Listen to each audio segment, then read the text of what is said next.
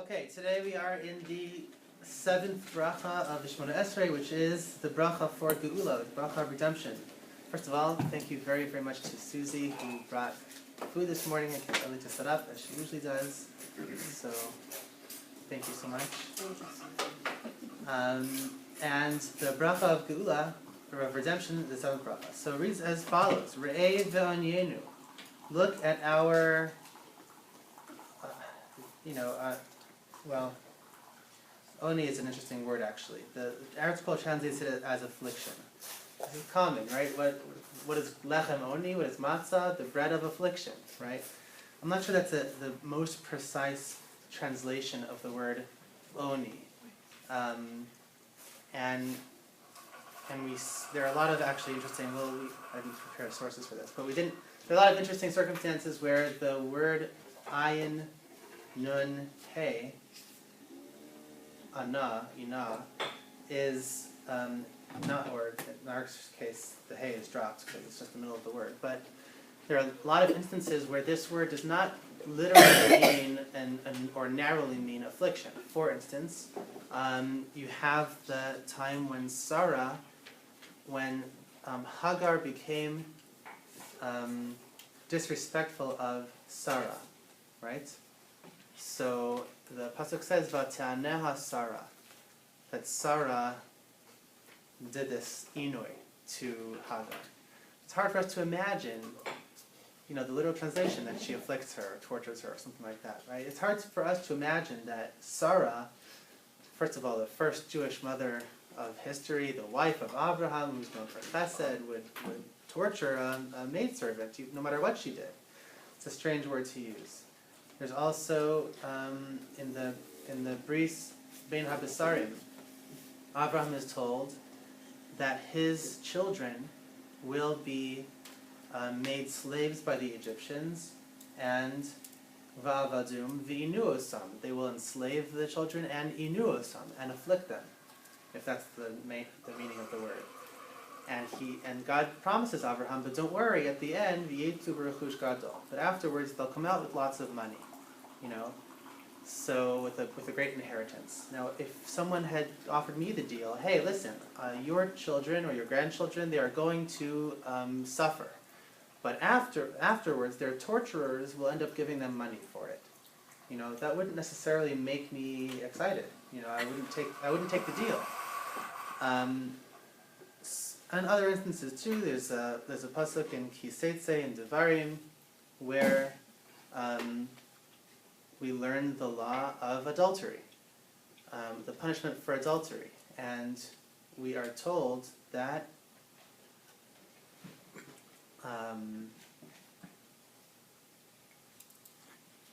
the two, let's say a married woman commits adultery with some other guy, the Torah says both of those two people have to be killed, right? The woman violated her relationship with her husband, and the man, cliffhanger, hello? Oh, come on in. Give me a second. The woman has to be killed because she violated her relationship or commitment to her husband, and the adulterer has to be killed. The pasuk says, "Tachas asher ina es eshes re'ehu," because he, if the word is afflicted his friend's wife, which is a strange. I'm sorry that there's no source sheets today. Last week was pretty hectic, but you have to trust me on this. So, Tachas asher ina es eshes re'ehu, because he afflicted his friend's wife. What does that mean? In this particular circumstance, we're talking about consensual adultery, right? He didn't afflict anyone, he didn't torture or rape anyone, this was a consensual act. So why does the Torah describe it as an inui, as what we translate often as an affliction? So I think, and you see some Mefarshim say this in different contexts, but it's worthwhile to keep in mind in all contexts that the word, I think, more precisely can mean not affliction but subjugation. And all these things that I just told you make a lot more sense. In the case of adultery, it's not so much that he afflicted the woman, the adulterer, or gave her some kind of pain somehow, but rather that he stepped into a relationship that wasn't his. In some way, he performed an act of subjugation into his own domain, right? You might say, I know sometimes we recoil from language of possession when it comes to relationships, but we use it all the time in English. You say, my wife, my husband, right? So essentially what he was saying is, not your wife, but, mine. And in that sense is a kind of an act of subjugation into his own purview. The affliction could be to the husband. Well, it says tachas asher ina es eshes rei, because he afflicted his friend's wife. The object of the affliction is the woman. So that's why I prefer to see it as subjugation in this case, and also why the pasuk makes sense why it's referred. Why not just say tachas asher ina as ha'isha, because he afflicted the woman? Because the point is the offense was not to the woman at all; it was to her husband. That's why it says because he, and I say subjugated, because he subjugated his friend's wife. The whole point was that he stepped into a relationship that he didn't belong in.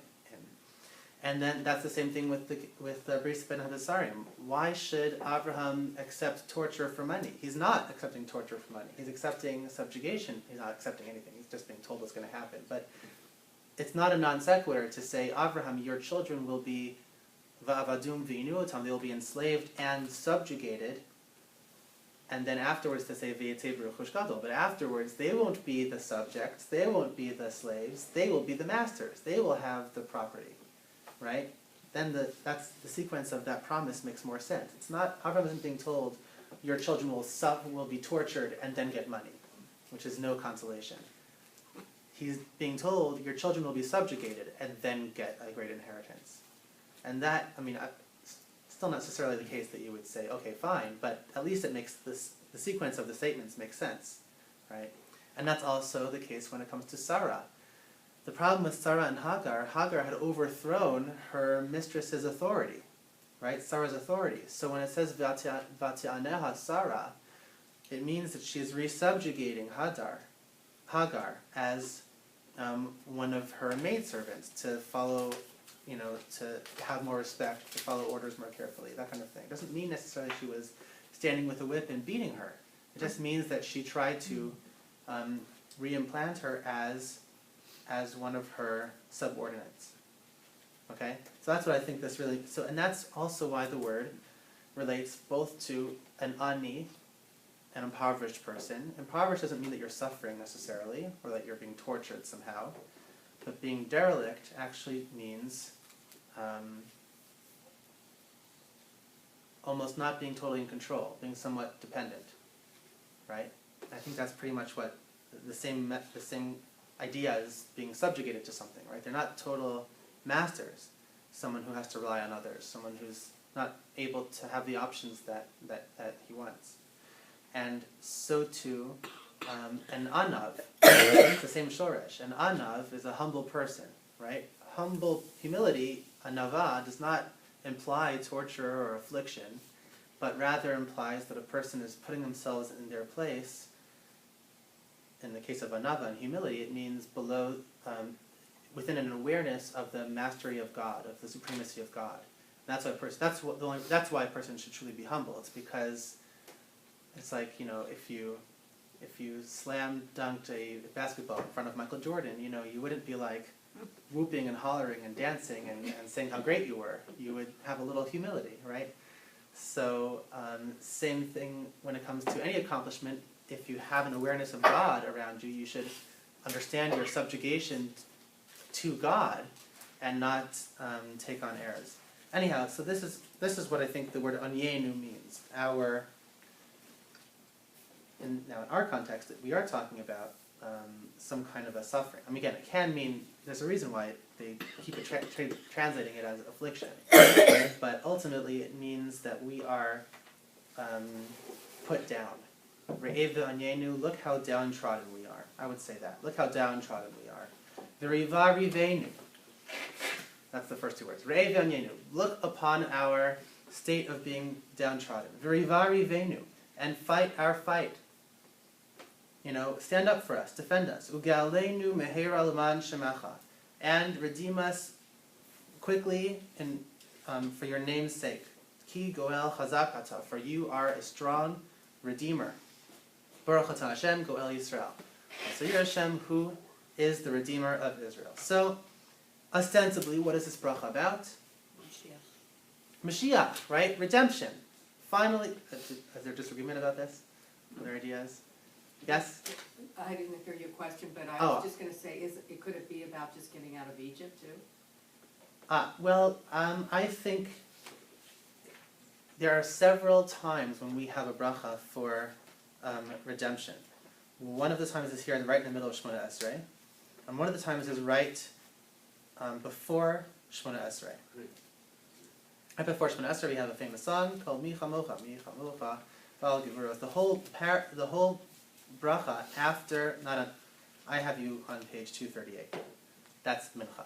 But I changed the page because later on we're going to need to be there. But on what page was it before, Susie? 97.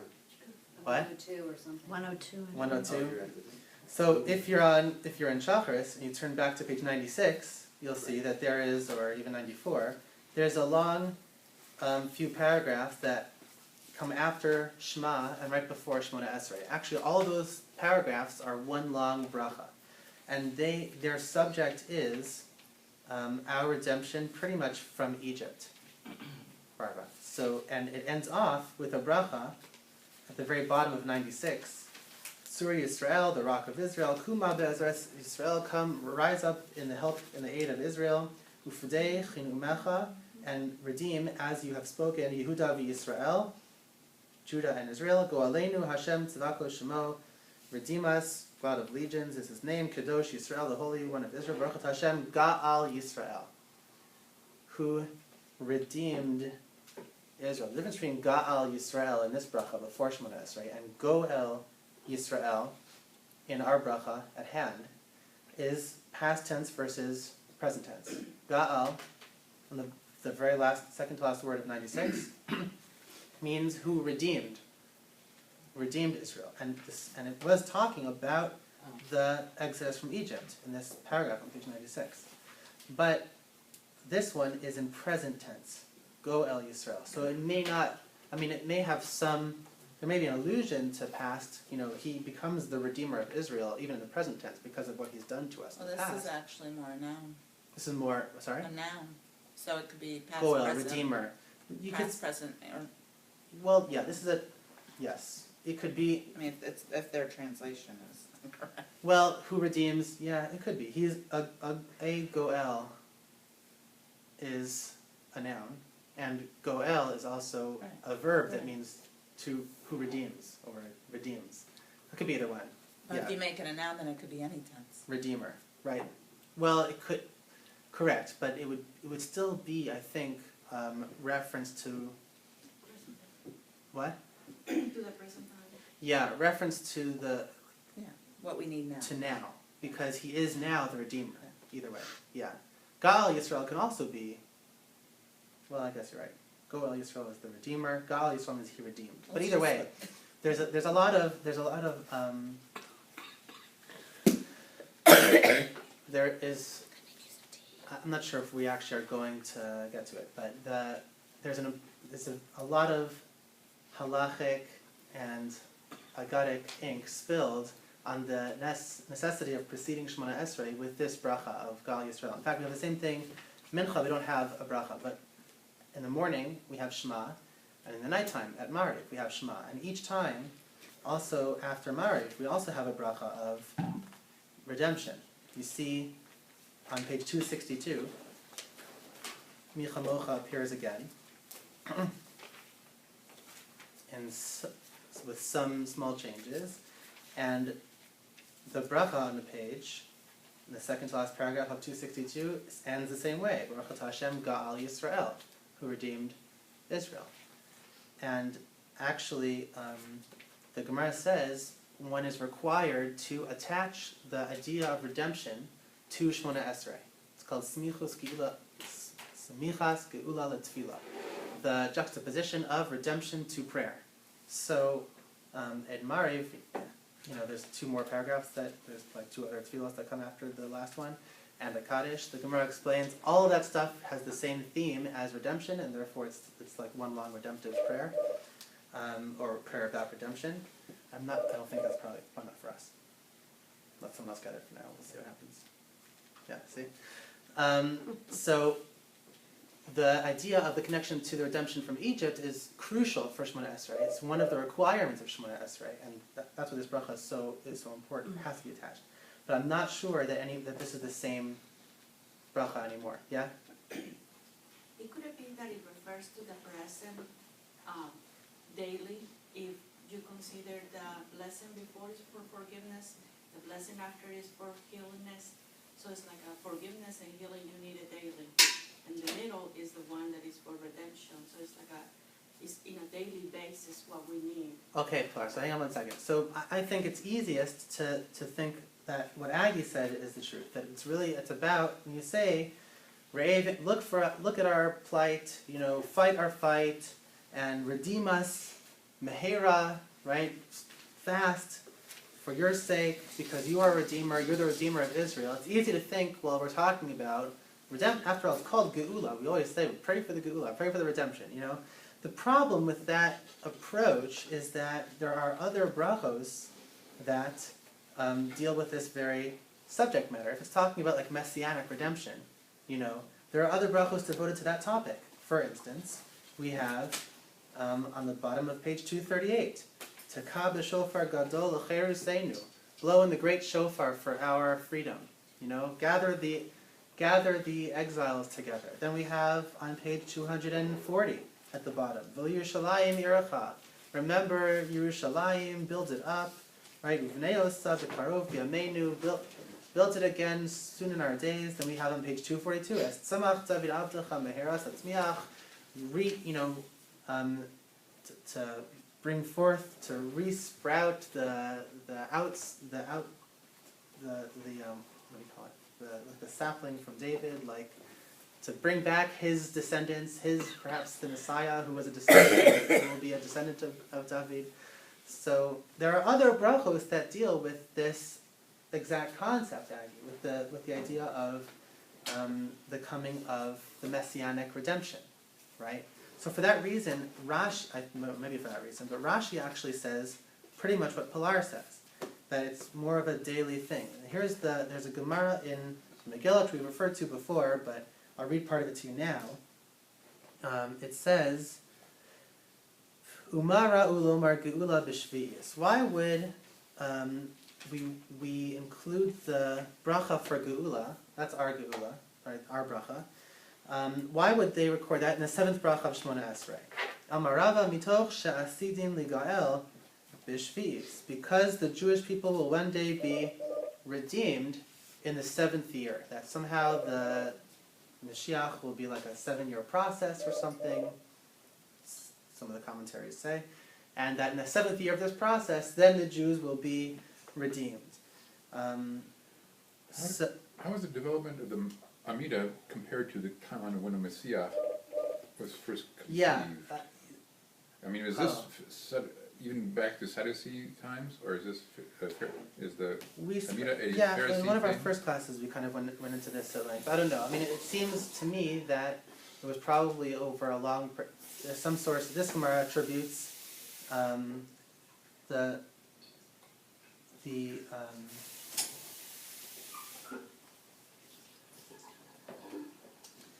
This Gemara actually attributes the Shemona Esrei to the Tanaitic times, like shortly after the destruction of the Beis Hamikdash.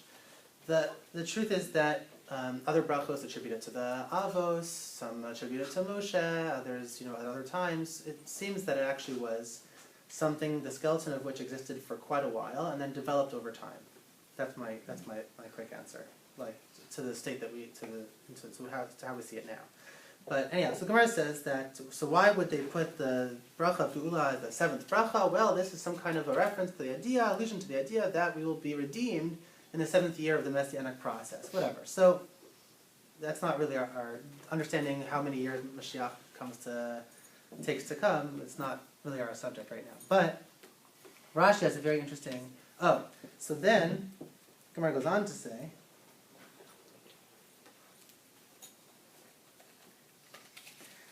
The Gemara says, but v'hamar mar b'shishis kolos b'shvi'is milchamos. He says, wait a second, in the 7th year of the Messianic process, that's not when redemption comes, that's when you're going to have great wars. Milchamos. So why do you think that that's, and only b'motzai shvi'is ben David ba. And only in after the 7th year of this process does the son of David come. So don't tell me that redemption comes in the 7th year. It's not true. There's wars in the 7th year. This is all you'll see. It's going somewhere. Okay, so the Gemara enters. Milchama nami is chata de geulahi. The wars are also part. It's like the beginning of redemption. It's part of the process. So it's the beginning. So Rashi says on these words that it's the beginning of redemption. Ve'af lagav dahai geula lav geula de galus hi. Rashi says, even though this geula, this redemption of this bracha, is not the geula from our exile. I'm not sure, Rashi, the truth is, I'm not sure. It seems to me from the Gemara that this bracha is talking exactly about what you said, exactly messianic redemption, right? That's what it sounds like from the Gemara, because it's talking about the Jews being redeemed and through wars and then Mashiach coming. That's what it sounds like. Rashi says, this is not actually the geula of the exile. It's not some messianic redemption, which is not. I don't think that's pshat in the Gemara. It might still be pshat in the Siddur, which is actually our greater concern right now, because we're trying to understand what this bracha is about. Anyhow, Rashi's opinion is this is not about messianic geula. Elashi galenu. What does Rashi says? That God will redeem us min hatzaros habaos aleinu tamid. That God redeems us from the troubles that are upon us always.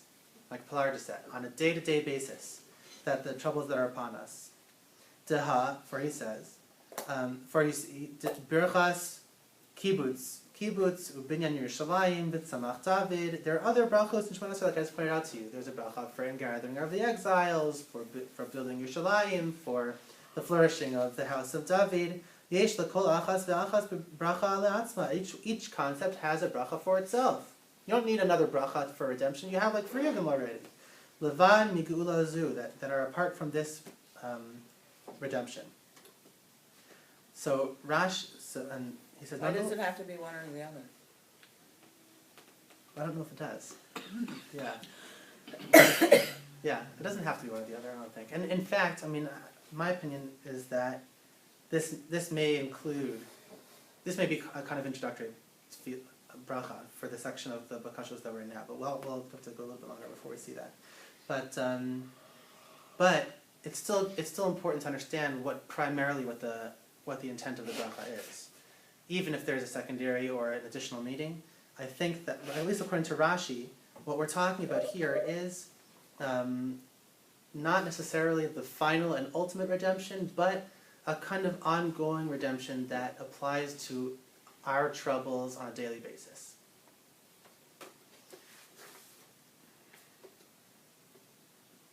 And this actually is why I have you on page 238 in Mincha, because it's a curious thing, actually, that we have the insertion for a fast day. Now, on a fast day, those who fast,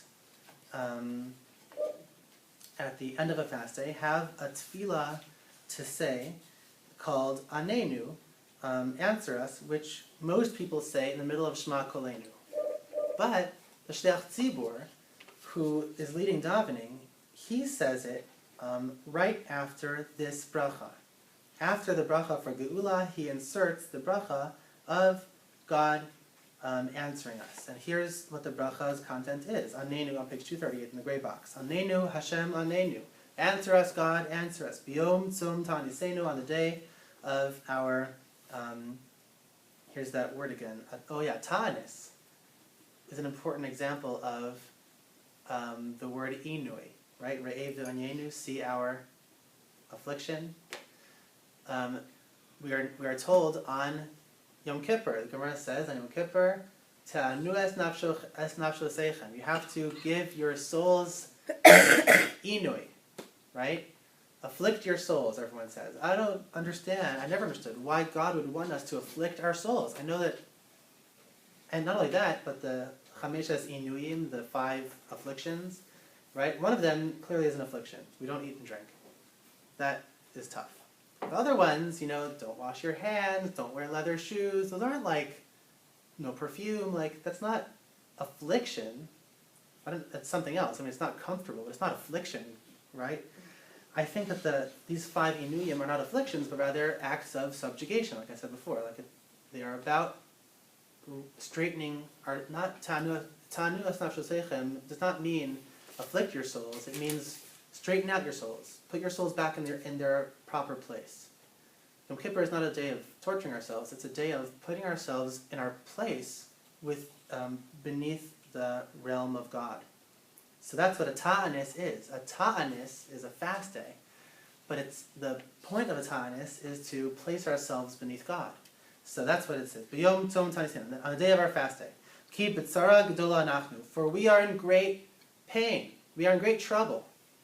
That's why we ask God to answer us. Top line of the gray box. Answer us, for we are in great trouble. Al teifenu v'shenu, do not look at our evil.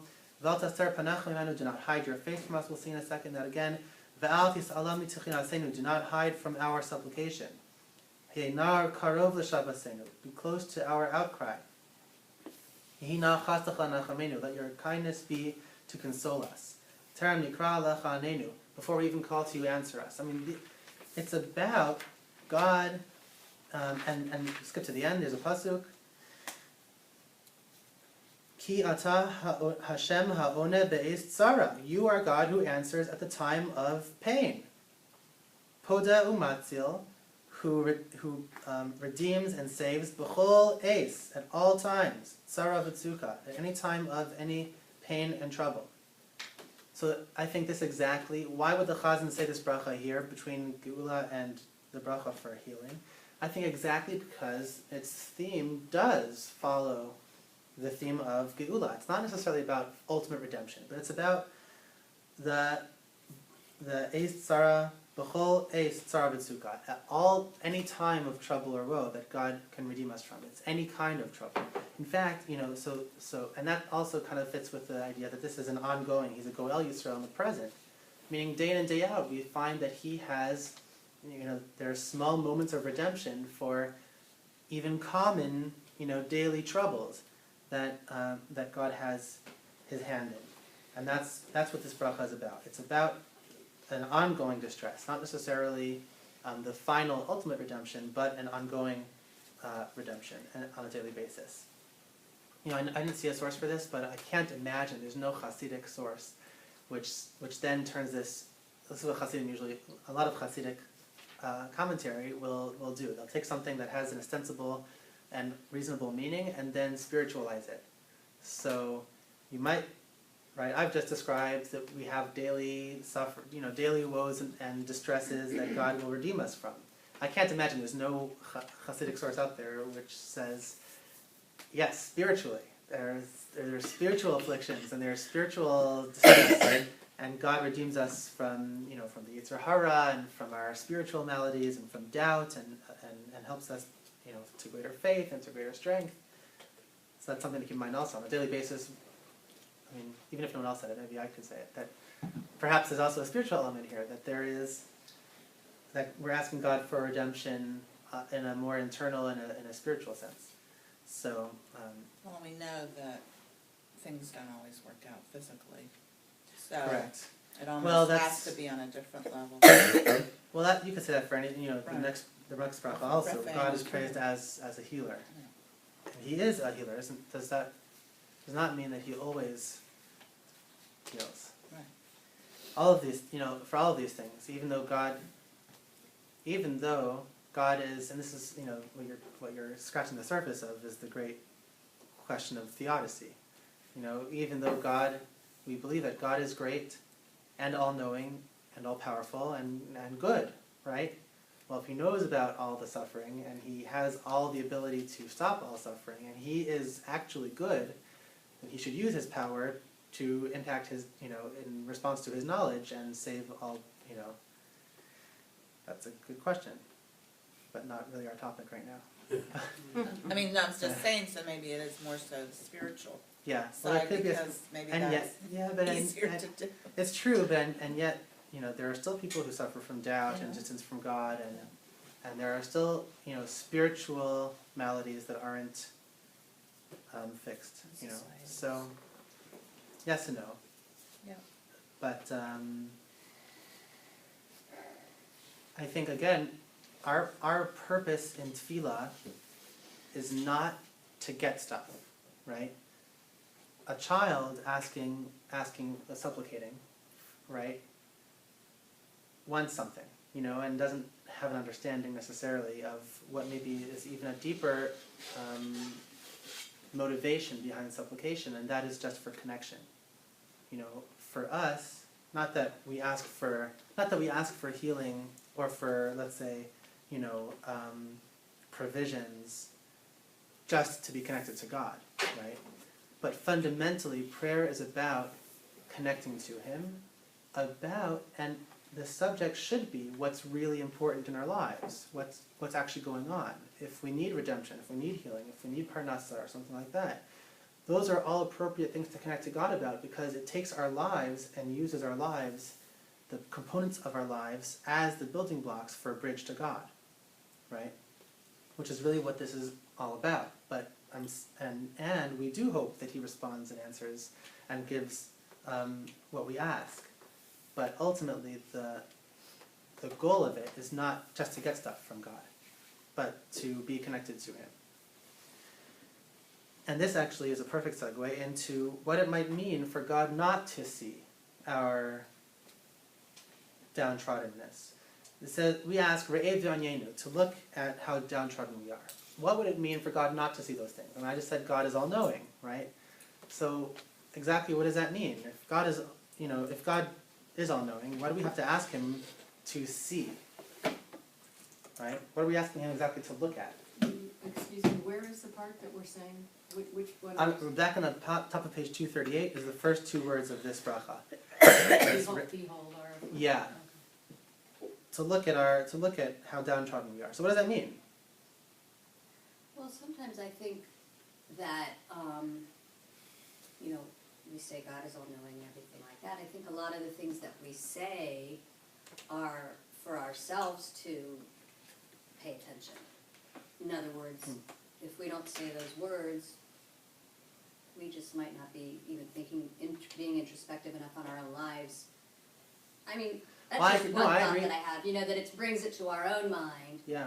Of, well, what are my afflictions, what are my weak shortcomings, whatever it is, and I think, I think you taught us also, like, a lot of these prayers are because we don't know what to ask for, so it's helping us to learn what are the appropriate things to be thinking about. Yeah, I think that's a very important thing to always keep in mind when for every prayer at all, we say, to daven is lehij palel, right? That's the word for davening in Hebrew. And it's a reflexive verb. It means to kind of turn inwardly and bring ourselves to prayer. So prayer certainly has to include an inward turn. And it must impact the way we view ourselves and the way we're aware of ourselves, for sure. I'm asking, what is the effect of saying this to God? Re'ev Yonyenu, to see our downtrodden state. For us, it's true also. I mean, this has to have, whatever the meaning of this is, it has to have an impact on us. It has to create more sight for us. But what would that mean even? What do you mean to see?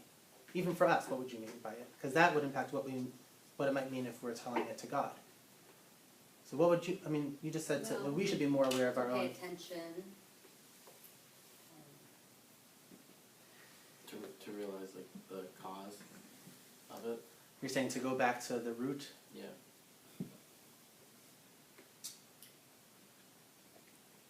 For what purpose? Yeah, but flesh it out. I don't know, so, like, like, instead of like to see, like, really to like, to look into the affliction, but in the sense of like, you know, try to figure out what's, I mean, if it's, that goes more with, like, if it's for us, you know, you're, you know, look into, you know, what's afflicting you right now, or, I mean, even for what I'm asking you is the point of seeing the root of the distress, is that in order to prioritize things, to take perspective? I mean, like, what is that? I can see why that might be an important exercise. I'm wondering where you're with No, I that. think sort of both, like, yeah, I mean, to take perspective on it, Okay. Is that affliction the same word that we just, saw in the example of, the sin of adultery? It's the same word. It happens to actually mean, happens to be closer to affliction here, but I just wanted everyone to know the word actually means to be downtrodden, not necessarily to be Because it afflicted. looks like if we say behold or affliction is look, we have been subjugated for something that is not to you, we belong to you, and now we're doing something that does not really reflect that we belong to you. I'm sorry, say I it. don't know if I'm explaining myself. I'm not following it. Say it again. For the word, if it's a behold or affliction, Mhm. it would say the affliction in some ways means to be subjugated. It's Mhm. like we're telling God, look at us, we have been subjugated, Mhm. maybe through our life that is not reflecting that we belong to you. Oh, wow. I don't know. And It's that just might like- connect also to an inward understanding of our own distress. Sometimes a distress can be distracting from our values and purposes in life. And I mean, maybe this is not what you're saying, but what I hear you saying is that by asking God to take a look at this in context of our relationship with Him, we also have to understand our lives in context of that relationship. And that helps to realign those things away from what's been distracted to, back to God. Okay, interesting. And wait, Laura had her hand up also. Well, we say that Hashem sees everything, right? Yeah. But He doesn't always do something about it. Uh-huh. So I think this is a little bit of reminding Him that now we have these problems, we're afflicted. And it's also, But to act, not just to see it, but to act. yes, do something for us now, and we're flattering Him because we're showing Him that you are all powerful, but we are in your hands. We put ourselves in your hands, Mhm. and we believe in you, and we trust in you, and we hope to do something about it. Mhm. Okay. Well, actually, the word, whenever it says in the Chumash that God remembers, you actually just had an example. You remember the people. It always, I think, you won't find an example. If you do, please tell me, because I haven't found one, of a time where He says He remembers something and then doesn't act. Like when He remembers Noah, He remembers the Jewish people, He remembers this guy. Whenever He remembers someone, He's about to do something. and he often sees or hears before that. Yeah. Yeah. Well, also, I think it was last week's parsha where he sees our distress. Yes. And Emo and Nochi, Sarah, but also, and there was a time before that he didn't for a long period of time. It says, the Midrash says, for 80 years, because that's how old Moses was, but, Yeah. or 60 years, I'm sorry, because he was 20 when he went, but whatever. But now, if he's hidden, now maybe we're asking him to come and take a look So from this- us, as individuals. As Stu said, in Parsha Shmos, we just read 8 days ago, in Perek Gimel Pasuk Zayin, it says, "Vayomer Hashem," when Moshe comes to the burning bush, God says to him, "Ra'o ra'isi es ani ami asher b'Mitzrayim." I have seen the dereliction of my people in Egypt. Ani, the same, right? We ask Re'ev v'anyenu to see our dereliction. God says, that's almost a paraphrase of God's quote. I have seen the dereliction of my people in Egypt. Ve'es tza'akasam shamati, and I've heard their outcry. Va'ired lehatzilo, and I will now go down to save them. So Lori, I think both David and Lori were exactly, Stu also, we're exactly right. That here we have an example of God seeing, and it means He's about to do something about it. Another good example is, let's see, right before them too. Yeah. Here you go, exactly what I just said too. Vayishma Elokim es na'akasa. We have the people, this is even before Moshe comes into the picture, really. Oh yeah, Vayol Moshe Hashem es. Yeah, after Moshe moves to Midian and marries, he escapes from Egypt. So Vayihi Vayamim Harbim Haim says that in those days, Vayamas Melech Mitzrayim, the king of Egypt, died. And the people groaned underneath the work, and they screamed, they cried. Vatal Shavasam El HaElokim Min HaAvodah, and their outcry went up to God from the work. Vayishma Elokim Es Nakasam, God heard their plea. Vayizkor Elokim Es Briso, and God remembered, or I said remembered, he remembered his covenant, as Abraham, as Yitzchak, as Yaakov, with or about Abraham, Yitzchak, and Yaakov. Vayar Elokim Es Bnei Yisrael, and God saw the Jewish people, Vayeda Elokim, and he knew. So a lot of verbs here for God. He heard, he remembered, he saw, he knew. Is this not There's 4 verbs actually, could be Yeah. relating to the 4. It- Okay, we'll have to look into that. But is this not the theme of the Jewish people, save us, save us, save us? Well- From the beginning of time? Well, That for- we've been asking the whole time to help us and save us. well, in some ways Because that's of that. the project of humanity, is to call out for God's salvation, right? We are fundamentally, I think that's part of the symbolism of Egypt, where we are fundamentally exiled. Our souls, are fundamentally exiles from where they belong. The world is not, we can debate this, this might be a But radical first you thing. have to see that, though. I don't think the world is where we belong. We belong here for now. This is where God has told us to be. But fundamentally, our souls do not belong here, right? So we are fundamentally in a state of exile. We are fundamentally in a state of teshuvah, as we said last week. We are fundamentally in a state of returning to God, and maybe also fundamentally in a state of requiring His redemption. But there was a book called History of the Jews that a lot of history teachers used to use for teaching Jewish history to high school students, and it's very depressing because it's all about everything bad that happened, And in fact, until modern times, really, history was always about wars. Really, what else was historical was interesting. A king wanted to take on something, so someone won, someone lost. That was pretty much how history was written until the last couple hundred years.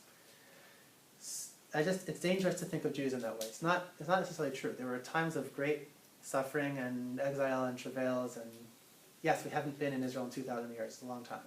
We've been in there. We've been there for a while, but we haven't been with the Beis HaMikdash in control with our dynasty. Okay, doesn't mean that all times have been suffering and terrible, and for all people. There have been times of great flourishing for the Jewish people as well, both in Israel and also in exile. America isn't so bad, considering. So, it's bad spiritually. It's not where we belong, but it's not like, oh my God, we're suffering here. The Jewish people are so there was a time when it was harder for us in America, but nowadays it's wonderful. Are you kidding me? Yeshivas, there's books, there's people learning. It's tremendous. Yeah. So, back to Ray. Oh yeah. Well, no. So yes. Well, go ahead. okay. Okay. So could it be that it's an illusion, just saying to Hashem, this is hey, you used the word Ray before when we were in Egypt and Right. you saw things. So, Yeah, it seems like we're borrowing this, but I'm trying to understand exactly what it's about, though, what it means. Well, no. So it's another point where we can just remind Hashem that He took us out of Egypt, so He should take us out of our current suffering. So you're saying just like maybe it does refer back to the bracha of Gal Yisrael before Shemona Esrei, that we're saying, look, you've done this, you stand up for people, you took us out of Egypt once. So Re'ev Ve'onyenu doesn't necessarily mean literally see, look at us. We know that you're looking, right? But remember when you once looked upon the Jewish people and saved them. That's what we want to do now. That's what we're asking for. So you did it before, so do it now, and yeah, go out Yisrael. that's very nice. And one other thing, in a way, I'm sorry, Let's go. I think, first we have to recognize that we're still in exile. It's not just all the way back to, we have to recognize that we're in exile. That we now. have affliction. And we're also, right, that we're before we can get into this Shemona Esrei, we have to recognize that, because it's a cry out first, and then we have to. Interesting. Well, a lot of, I think the Ran in Brachos says that the reason why we start off with Geula before Shemona Esrei is because it sets us off in the right mindset, which is the mindset we have to have. You know, we don't just walk up to the doorstep of the king, knock and say, hey, give me. You know, but we, similar to the first three brachos are brachos of praise, but even the whole project of prayer can only take place in the context of the understanding that we are standing before the one through whom this stuff is possible, right? That we have to remember that we were exiled, we are exiled, and our only Redeemer stands before us. Okay, another good example of this, and I like to see Rashi on this, is that of Moshe. We learn one of the very first thing he does, pretty much, in Shmos Beis Yud Aleph, also in Parsha Shmos, 8 days ago. Vayi bayamim hahem, was in those days, Vayidal Moshe, and Moshe grew up, Vayitzei lachav, and he went out to his brothers, famous, right? Prince of Egypt, he takes a walk among the slaves to see what they're all about. Vayar v'sivlosam, and he looks at their suffering, let's say. So, what does it mean, Vayar v'sivlosam? He took a gander, he took stock of it. I don't know, he looked. So Rashi says, Vayar b'sivlosam. I forgot who it was who says this. I read it in Rabbi Friedlander's book. So maybe he said it. Or maybe he was quoting someone else too, I don't know. And it's by Reb Chaim Friedlander, Rinas Chaim. And he says, it doesn't say, look, in the pasuk I just read you, that Ra'o ra'isi es oni ami. God says, I have seen es ani, the dereliction of my people, right? Usually when you see something, you see, in Hebrew, you have the word, it's a predicate, et, before the noun, right? I verb, ex verbed, et, the noun, right? I, whatever, right? Lakachti et ha-sefer, I took the book. Right? Whatever it is, you have an et. This is weird. Vayar b'sivlotam. He saw the word bet, the prefix bet means in. He looked into literally means he looked into their suffering. Vayar b'sivlotam. Right? More normal would have been to say Vayar et sivlotam. He saw their suffering. Vayar b'sivlotam with a bet, Rashi says, means Nasan einav v'libo lihios meitzar alehem. He gave his eyes and his heart to be troubled over them. Meaning, this wasn't like an actionable thing. It was actionable, but it wasn't an active thing. It was more emotional, right? Vayar b'sivlotam means that Moshe took to heart what was going on. He became emotionally connected to the situation. He empathized, right? And so the Rabbi Friedlander suggests that's what we're asking for. Re'eh ve'onyenu. We don't say in our bracha, Re'eh et onyenu. We say Re'eh be'onyenu, like this, Vayar b'sivlotam. So he says we're asking God to do the same thing Moshe did, to give his eyes and his heart to feel our pain. It's more of an emotional request, right? Please empathize with us. Re'eh be'onyenu means empathize with our plight. Then rivari venu, and fight for us. But the first request is to emotionally connect, to empathize with what we're going through.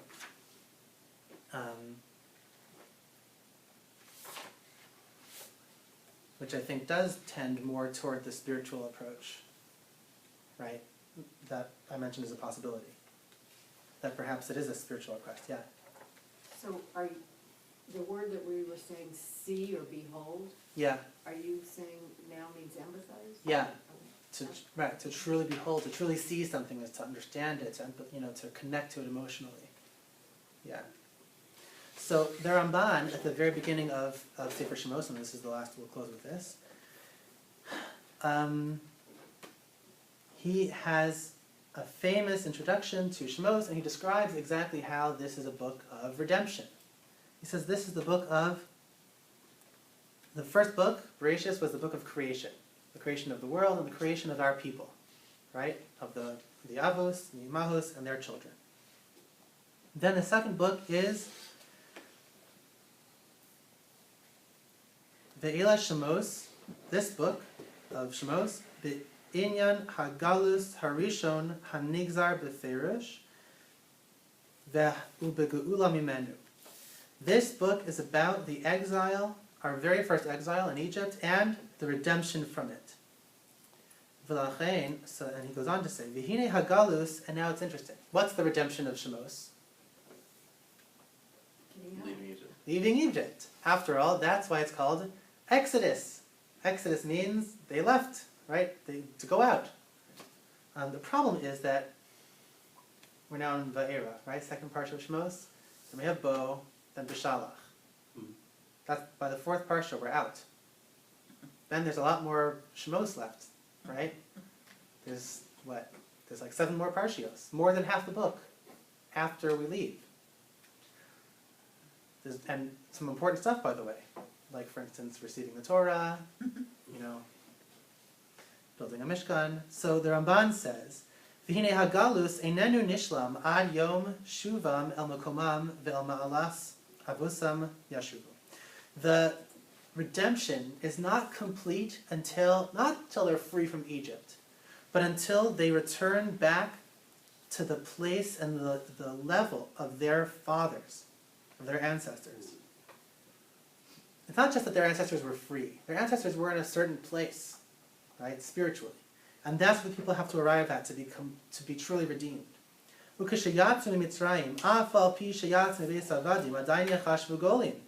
when they left Egypt, says the Ramban, even though they left their house of slavery, they were still considered exiles.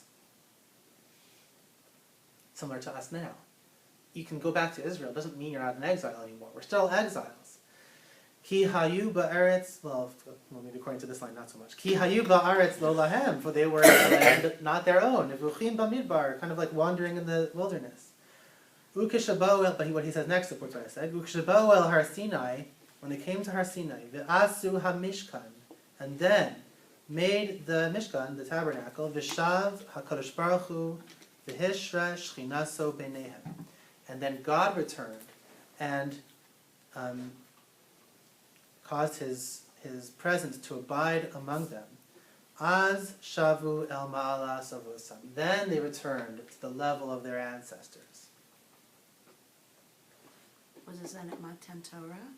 Not even then. No need. It was after they built the Mishkan, and that's how Shemos ends. Shemos ends with they finished building the Mishkan, they put it up, and God's presence fills the Mishkan. That's exactly how Shemos ends. According to Ramban, is perfect. The entire Shemos is about this redemptive process, which only culminates at the abiding of God's presence among us. So if this is how the Ramban understands Geula. Geula isn't just redemption from sorrow, or from trouble. But it is about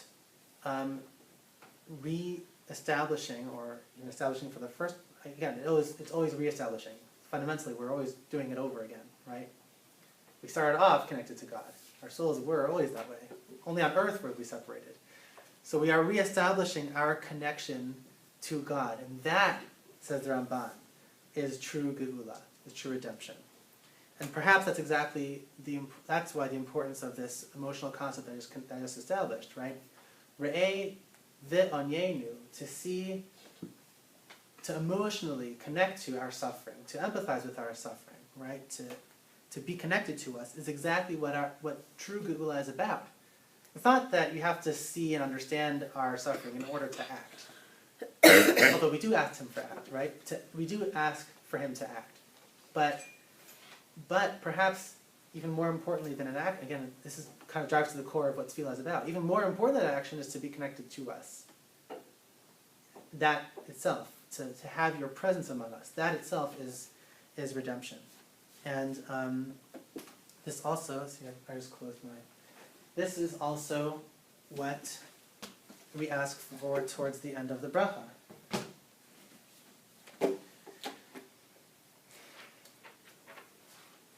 Re'eh v'onyenu v'riv arivenu u'ga'aleinu mehera l'man shemecha.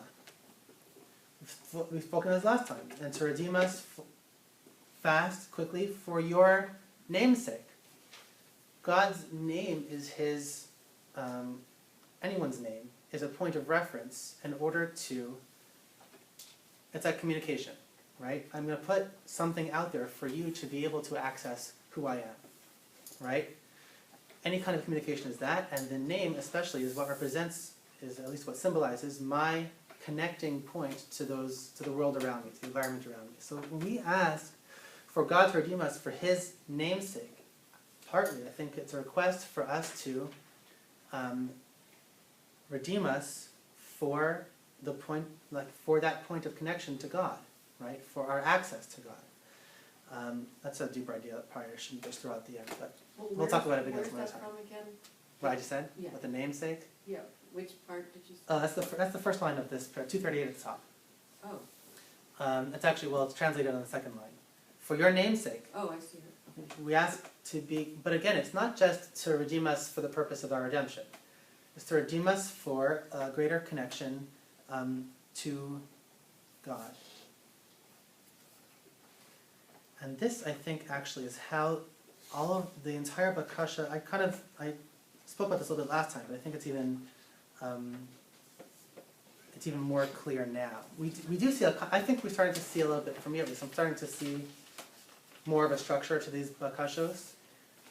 Look, I don't think it's an accident that after we ask for God, now remember, if this is talking about daily troubles, right, daily distress, I think it makes perfect sense that the next two brachos we'll look at are for health and for provisions, right? Rifa'enu is for health, and the next one is, those are the two probably greatest distresses we have. Financial suffering and physical ailments and, health. So those are the next two. We kind of have a general bracha about distress and trouble generally. Then we have two specific examples of those things. And then we have, I haven't totally developed it yet, but we have more national redemptive brachos afterwards. The ingathering of the exiles, the return of our courts, Yerushalayim and David, and then at the end we have Shema Kolenu, which is just a kind of overall whatever we have to pray for to conclude the Bakashos. And moving backwards, to start the Bakashos, we're about, one second, so we have in the middle here, at least in the middle section, we have specific reference to trouble, to suffering, to distress, and for God to help us in those matters. But looking backwards, I think it takes on even better structure. The first three brachos we looked at for knowledge, for our return to God, for His forgiveness, were about our coming close to God, right? Teshuvah is about our coming close to Him, our own self-improvement, our own bringing ourselves from our distant place back to God. Knowledge served that purpose, to gain God's perspective, to help us to improve our own ability to perceive, to understand our roles, to understand the world itself, and to understand ourselves. And then we ask for help in improving ourselves and becoming forgiven, and these are about uplifting ourselves toward God. Then the next three brachos are about God approaching us. God, we first asked for us to come closer to God, now we're asking for God to come closer to us. And the next three, for redemption, for refuah, for health, for provisions, in the 10th and the 9th bracha. And then after we have prayed for our coming close to Him, and for Him coming close to us, then we arrive at more national, right, the elements of more national redemption, and gathering of the exiles and others. There's some other, it has to be still worked out, to be cleaned up, but I think what we see, if we can see a broad structure, it is that first we're asking for us to come close to Him, and for Him to come close to us, and then for actual redemption. But perhaps this Goel Yisrael that we're praying for now, right, this Geulah that we're praying for now, is the turning point where we've already prayed for our coming close to Him, then it turns and we're asking for God's coming close to us. And that's kind of how the rest of Shemona Esrei proceeds. And I think that's why perhaps those elements are included in this bracha.